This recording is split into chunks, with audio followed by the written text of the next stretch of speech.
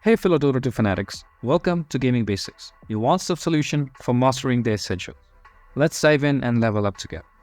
In this video, I'm going to show you how to ping in Dota 2. Ping in Dota 2, first you need to hold down the Alt key and click on the minimap like so, or you can directly click it on the ground like this. I'm going to show it to you once again. Hold down the Alt key, click on the minimap, or you can click it on the map as well. Now you can release the Alt.